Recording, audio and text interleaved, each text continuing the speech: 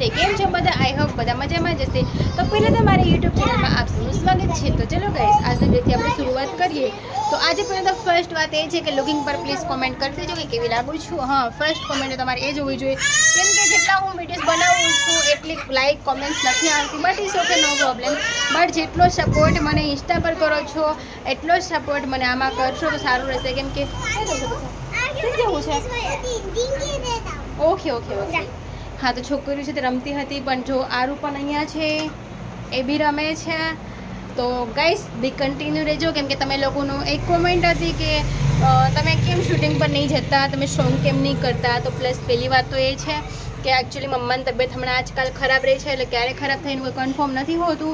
ઘરે છીએ ઓલમોસ્ટ ઘણા બધા મેમ્બર છે, બટ મમ્મી કહે છે કે નહીં બહુ બહાર નહીં જવું। બાકી એકચ્યુઅલી સોંગનો તો મને બી એવું છે કે મારે કરવા જ જોઈએ, કેમ કે મને બહુ બધા મેસેજ આવે છે, કોલિંગ આવે છે કે નહીં રહ્યા છે તમે સોંગમાં જાઓ।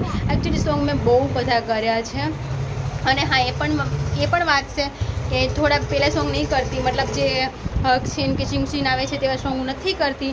અને ફોટોશૂટ તો ઓલરેડી મારે ચાલુ હોય છે, ફોટોશૂટમાં જાઉં છું, પણ ત્યાં આપણે ફોટોની પરમિશન ન હોય કે એ લોકો આપણને એમનામાંથી ફોટોસ આપણે આપી શકે, એટલે તેવું પણ છે નહીં।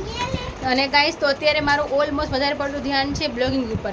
તો બ્લોગિંગ શૂટ કરવાનું કારણ એ છે કે મારે કંઈ મતલબ મારી ચેનલ મતલબ મોનેટાઈઝ થઈ જાય, પ્રમોટ થઈ જાય, તો પછી કાલ સવારે મારે જવું ન પડે બહાર, એટલા માટે હું બ્લોગિંગ પર બહુ મહેનત કરું છું। ને જેટલી મહેનત કરું છું તેટલું તમે લોકો મને લાઈક સપોર્ટ કઈ વસ્તુ કરતા નહીં ગાઈસ। તો મારા ઇન્સ્ટાગ્રામ પર મારા ફોલોવર છે 2 લાખ જેવું ફોલોવર છે, 2 લાખની ઉપર છે। તો એમાં તમે આટલો બધો સપોર્ટ કરજો પ્લીઝ ગાઈસ। તો મને મારી ચેનલ પર સપોર્ટ નહીં કરો, એટલો મને સપોર્ટ કરો કે ફટાફટ મારી ચેનલ મોનેટાઈઝ થઈ જાય। અને ગાઈસ મારે વોચ ટાઈમ થોડો ઘટે છે, તો પ્લીઝ તમે મારા વિડીયો જુઓ, અને તમારા ફ્રેન્ડ ગ્રુપમાં, તમારા ફ્રેન્ડ લોકોમાં, પ્લસ તમારી ફેમિલીમાં, પ્લસ તમારા ઓલમોસ્ટ હર જગ્યા પર મારા વિડીયો નાખો, જેથી કરીને તમારો વોચ ટાઈમ પૂરો થઈને ફટાફટ મારે શું કહે છે બટા? ઓ માય ગોડ, વાગશે તો નહીં અહીંયા? હા તો ગાઈસ અત્યારે મારા ભાઈની છોકરીઓ છે એ મારી પાસે રમવા આવી છે, અને મારે બહાર જવાનું હતું, ફોટોશૂટનું અત્યારે ચાલે છે, તો મારે ત્યાં જવાનું છે ગાઈસ, તો મોડે જ જવાનું છે। તો એ પહેલાં ચલો બી કન્ટિન્યુ રહેજો, અને મારી ચેનલ લાઈક ન કરી દો, ફટાફટ લાઈક કરો, શેર કરો એન્ડ સબસ્ક્રાઈબ કરો, અને લુકિંગ પર એક કોમેન્ટ તો બનતી હે। બાય। સો ગાઈસ તો રૂમનું સાફ સફાઈનું કામ કમ્પ્લીટ થઈ ગયું છે, અને હવે ટાઈમ થઈ ગયો છે 11:30। તો મારે બહાર બી જવાનું છે, તો ચલો બહાર જવાની તૈયારી બી કરવાની છે, અને પ્લસ લાઇટ જતી રહી છે, અને પરસેવો બી થોડો લાગે છે, જોઈ શકો છો અહીંયા, અને પરસેવો કેટલો થાય છે। સો ગાઈસ તો રૂમ આજે મસ્ત રીતના ક્લીન થઈ ગયો છે, કેમ કે હું તો નથી કરતી, તો કોઈ પણ લોક આવીને રૂમ સાફ સફાઈ કરે છે, કેમ કે મને તો બહુ કંટાળો આવે છે ને કામકાજ કરવું નહીં ગમતું।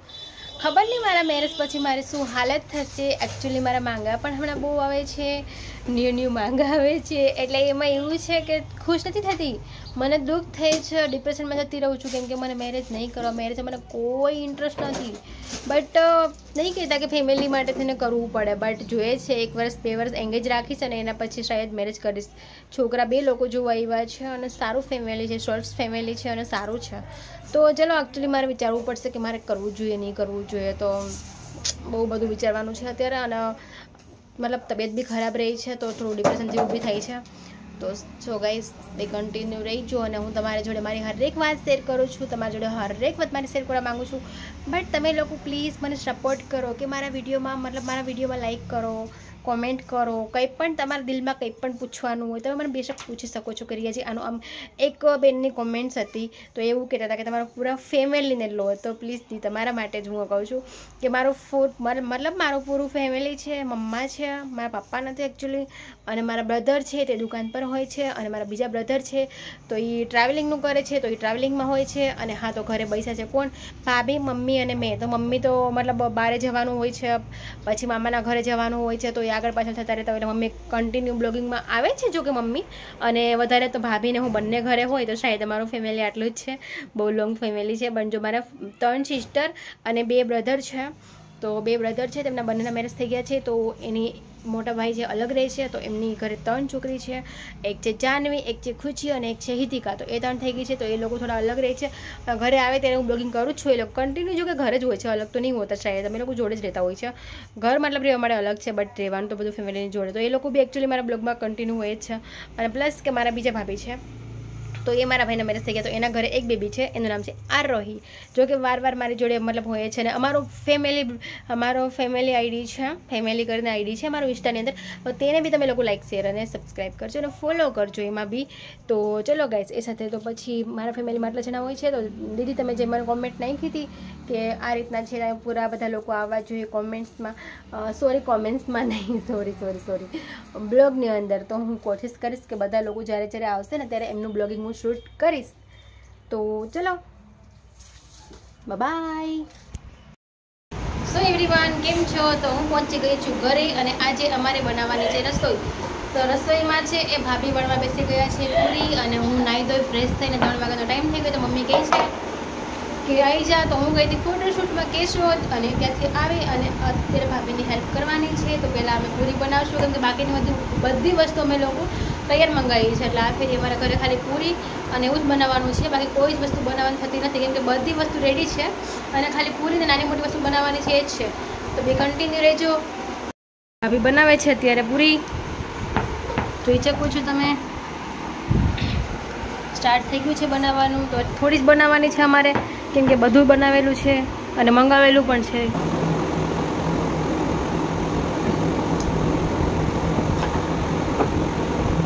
હા, બધામાં હોલ કરવું પડે.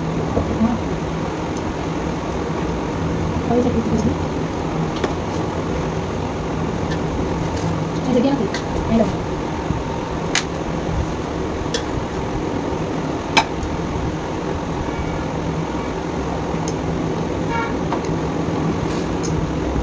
બધા કોઈ બનાવવાની આવતું એવું કઈ જરૂર પડશે કઈ એવું કઈ હું બહાર મળી ગયું એમ કઈ હોય પૂરી તો બનાવી બધી વસ્તુ બરાબર.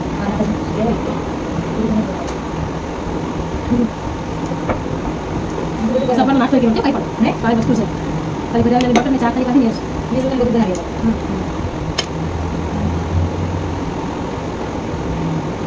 નહીં લાગે છે પછી આ ગોળે લખવાની આવે છે એવું. હા જો એટલે તમે આ નકર એ માં દે.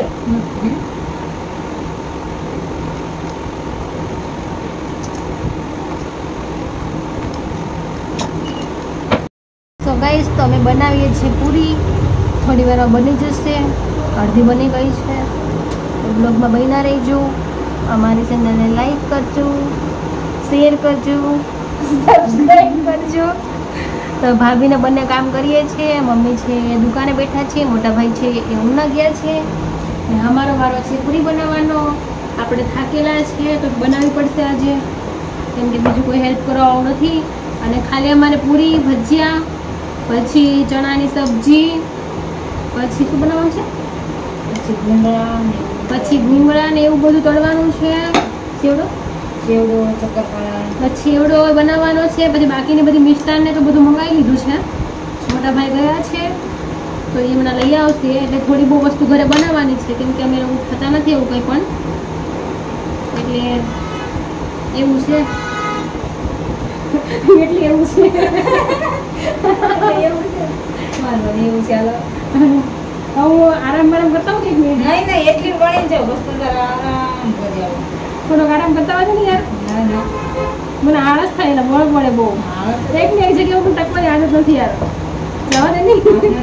પાણી તો પીવા સાથે પાણી એવું નહીં પીવું તો 5 જ રહી. ઓ આ કોને એટલું ભેરું બધું. એક કામ કરો, હું છે ને એક કકડી લેતા હું. નહીં હું લઈ તો નહીં ના એક પાણી પીતા હું ને બધા ઘરમાં શું સરસા કરશે ને દર્શન ઉભી થઈને જાણતા હું. સરસા કઈ હું આવું વળી 20 મિનિટમાં.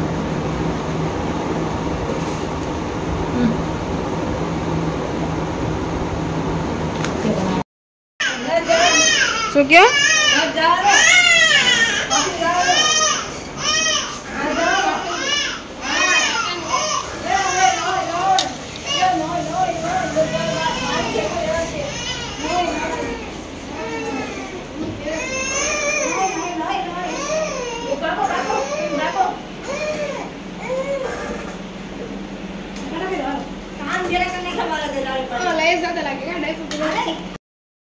તો જોઈ શકો છો આ શોપીસનું નવું પ્લાન્ટ છે તે ઉગ્યું છે, અને આ બીજું ઉગાયું છે તે પણ તમે જોઈ શકો છો. એ શોપીસનું છે, અને પછી એક આ બી ઉગાયું છે. આનો કલર કેટલો ફાઇન છે એ પણ તમે જોઈ શકો છો. બધા ફ્લાવરિંગ મસ્ત રીતના ઉગાવ્યા છે. અહીંયા છે તુલસી, બધા મસ્ત મસ્ત ફ્લાવરિંગ છે.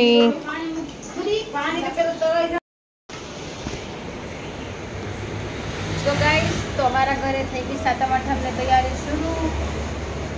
તો હું બનાવું છું પૂરી, કેમ કે ચૂલા પર બનાવવું પડે. આજે બહુ બધું બનાવવાનું હોય એટલે ગેસ ઉપર નથી બનાવતા આજે અમે, એટલે આજે બનાવીએ છીએ ચૂલા ઉપર. મારા મમ્મીની તબિયત બહુ ખરાબ છે અને હું હતી બહાર કેશોદ સાઈડ. તો ઘરે આવી તો પછી મમ્મીએ કીધું કે તમે ભાભીને બંને પૂરી બનાવો. તો ભાભી છે એ પૂરી મને અંબાવે છે અને હું તળું છું. તો પહેલાં પૂરી સ્ટાર્ટ કરીશું અને કાલે છે સાતમ. તો ચલો મેં કન્ટિન્યુ રહેજો. પૂરી કેવી બનાવું છું તમે જોઈ શકો છો. અને મમ્મીને ઘરે આવી જાય પછી એ લોકોની બ્લોગમાં લઈશ. એટલે પહેલાં ચૂલા પર બનાવવાનું રીઝન એ છે કે પછી પ્રમ દિવસે અમે ગેસમાં કંઈ બનાવી શકીએ. એટલે ચૂલાને પછી પેલું કરી દેવાનું. શું કરી દેવાનું? મૂકી દેવાનું. હા, એટલે પછી ન કરાય ને કંઈ પડી. ના ના, પછી ચૂલા ઉપર કાંઈ ન બનાવી શકીએ. એટલે અત્યારે છે ને ચૂલા ઉપર બનાવવું પડે. તો આ રીતના પૂરી બને છે કે ખાલી પૂરી બનાવવાની છે, ભજીયા બનાવવાના છે અને કશું બનાવવાનું છે, ભૂંગળાનો છેવડો ને એવું બધું બનાવવાનું છે. ખાલી છેવડો અને એવું બધી વસ્તુ બનાવવાની છે. પણ પહેલાં પૂરી સ્ટાર્ટ કરીશું અને મમ્મી આવીને ભજીયા મમ્મી બનાવશે, કેમ કે એવું બધું અમને નહીં આવડતું. અને ખાલી પૂરી છે એ જ ચૂલામાં બનાવવાની છે. બાકીની બધી વસ્તુ તો પહેલાંમાં બનશે. ચલો તો મમ્મીને બધા બહાર નીકળી ગયા છે ને આપણે લાગી ગયા છે કામ પર. તો બને છે પૂરી, જોઈ શકો છો કેવી બને છે. ભાભી ગયા કિચનમાં પૂરી લેવા માટે અને અમને અત્યારે મજા આવે છે એટલે અમે ચૂલા પર બનાવીએ છીએ. કેમ કે કિચનમાં થોડી ગરમી જેવું બી ફીલ થશે અને પ્લસ કે બહુ બધું બનાવવાનું હોય એટલે પછી મમ્મી કહે છે કે પહેલાં ચૂલા ઉપર સ્ટાર્ટ કરાય એટલે પછી આપણે પ્રમ દિવસ જે પણ ચાય પાણી પકાવવું હોય તે પકાવી શકીએ. બાકી પછી આપણે ચૂલો ના સળગાવી શકીએ. એટલે ચૂલાને વધાવી માતાજીને પછી ભોગ ચડાવીએ અને ચૂલો પેક કરવાનો હોય, પછી નહીં કરવાનું. મીના હવે કેટલી હશે મીનું? મીના હવે કેટલી બાકી હશે? હવે કેટલી બાકી હશે? મને બોણ પડે ને યાર. આપણે થાય છે આળસ ચૂલા ઉપર કામ કરવામાં. તો બહેના રહીજો બ્લોગમાં. અને સાતમ આઠમની મારા અને મારા પરિવાર તરફથી ઢેર શુભકામનાએ. તો ચલો.